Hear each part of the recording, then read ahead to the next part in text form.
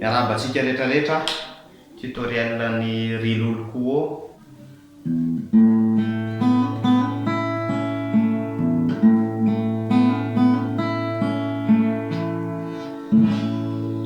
zay izy a lasa razavaitsika ny intro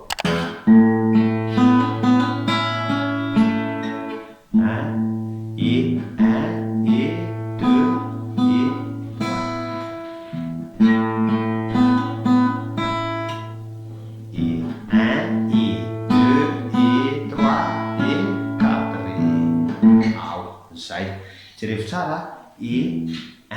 ty zany misy basy alaina kely eo aloha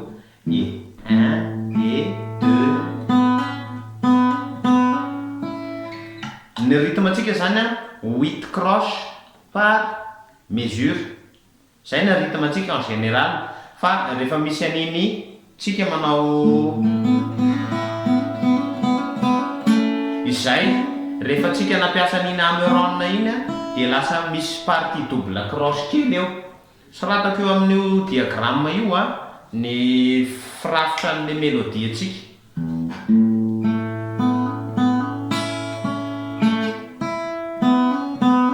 eto zany misy si do dièse io lalaovina amin'ny aky kely io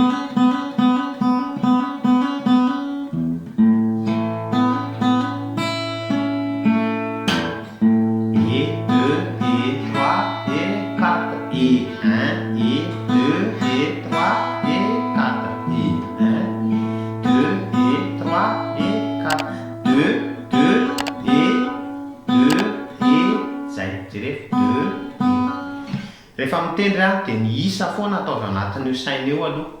amin'ny anao le mbola tsy zatra le vao mianatra io resako io a asivy rythme ao anatin'ny saina io rythme mipetraka anatin'ny sainao io a no mitondra le mozika io fa raha vao tsy mipetraka tsara io rythme io a misavoritaka ianao sahirana ao a da hoary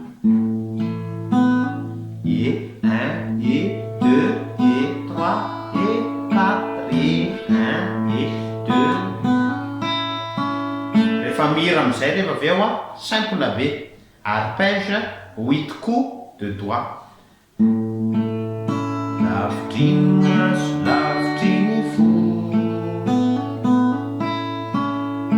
nolazaina manitsara eny mety adino no zay nolazaina hitanao fa mbola ao izy zay tovovavy nomeko anaram-bositra hoe rilolo atreo aloha zay rehefa tsara iny a tsisy zavatra sata pouce index majarany lera miaraka ty index mamarana azy zay a ny deux temps ao ary refrain tsika 1 et 2 et 3 be isaky ny mandeha ny dia izy telo miaraka mandray an'le première deuxième troisième riloloko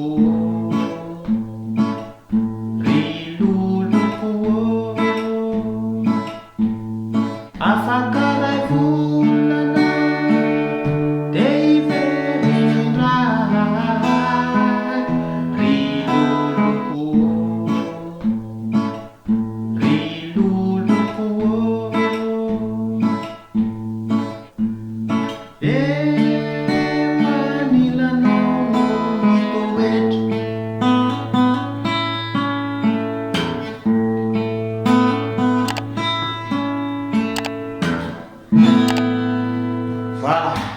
zay ny momba an'iny tsisy zavatra manahirana ny fianarana manisa